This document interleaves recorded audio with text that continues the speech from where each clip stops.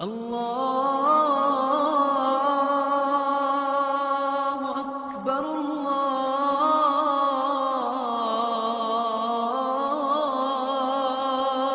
اکبر۔ یہ بات نہیں ہے کہ جی ہمارے دنیا کے کام بڑے، ہم گناہوں سے کیسے بچیں؟ ایسے بندے دنیا میں گزرے ہیں کہ جو مال و دولت کے بھی بڑے خزانے والے تھے، مگر اللہ کے ہاں بھی بڑے درجے والے تھے۔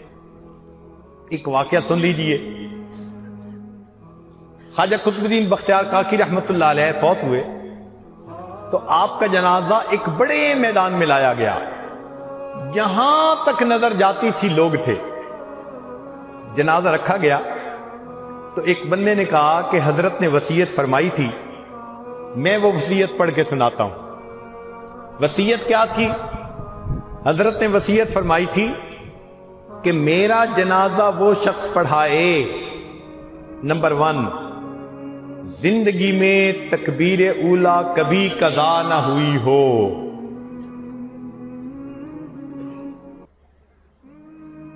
اس کی زندگی میں تہجد کی نماز بھی کبھی قضا نہ ہوئی ہو، دوسری شرط۔ اور تیسری شرط، اتنا عبادت گزار کہ عصر کی سنتیں جو غیر مؤکدہ ہیں وہ بھی کبھی نہ چھوڑی ہوں۔ اور چوتھی شرط کہ اس نے کبھی غیر محرم کو بری نظر سے نہ دیکھا ہو۔ 4 خوبیاں جس میں ہوں وہ میرا جنازہ پڑھائے۔ جب اعلان کیا گیا تو مجمع کو تو سانپ سونگھ گیا۔ کون تھا جو آگے بڑھتا اور کہتا کہ میرے اندر یہ 4 خوبیاں ہیں؟ لوگ پریشان تھے، حضرت کا جنازہ کون پڑھائے گا؟ کچھ دیر کے بعد ایک آدمی مجمع سے اٹھا، رو رہا تھا، آگے بڑھا، حضرت کے جنازے کے قریب پہنچا، کپڑا کفن کا ہٹایا اور حضرت سے کہا کہ حضرت آپ تو فوت ہو گئے، مجھے آپ نے رسوا کر دیا۔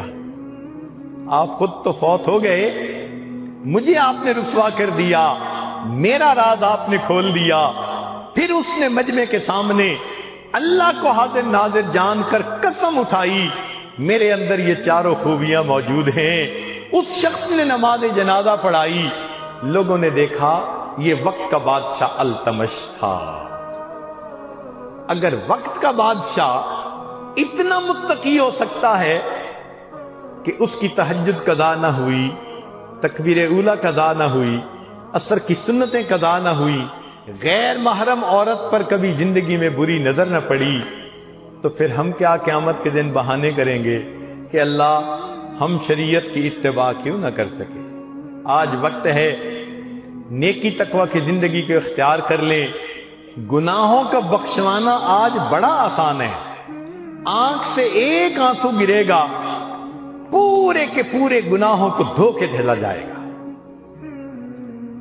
اس لیے ہمیں چاہیے کہ ہم آج اپنے دلوں میں یہ عہد کریں کہ اللہ آج کے بعد ہم نیکوکاری اور تقوی کی زندگی گزاریں گے اور گناہوں سے ہم جان چھڑائیں گے۔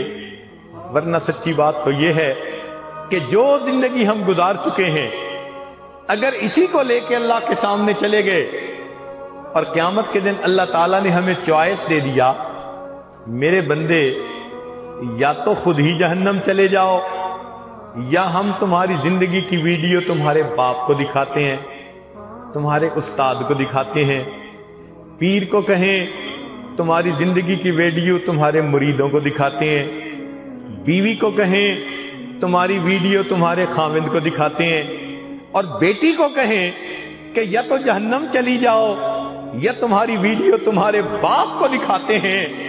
تو مجھے تو لگتا ہے ہم سب یہی کہیں گے، اللہ ہماری ویڈیو کسی کو نہ دکھانا، ہم خود ہی جہنم چلے جاتے ہیں۔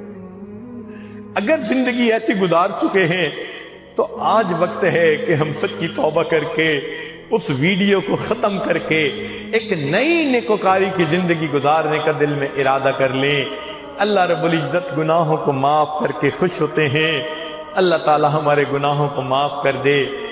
کیا علامہ اقبال نے خوبصورت شعر کہا، تو غنی از ہر دو عالم من فقیر، اللہ تو دو عالم سے غنی ہے، میں فقیر ہوں، روز محشر عذر ہائے من پذیر، اللہ قیامت کے دن میرے عذروں کو قبول کر لینا، گر تمہیں بینی حسابم ناگزیر، اگر اللہ آپ نے فیصلہ کر لیا میرا حساب لازمی لینا ہے، اے اللہ از نگاہ مصطفیٰ پنہا بگیر، اللہ میرا حساب مصطفیٰ کریم کی نظروں سے اوجھل لے لینا، مجھے ان کے سامنے شرمندگی ہوگی۔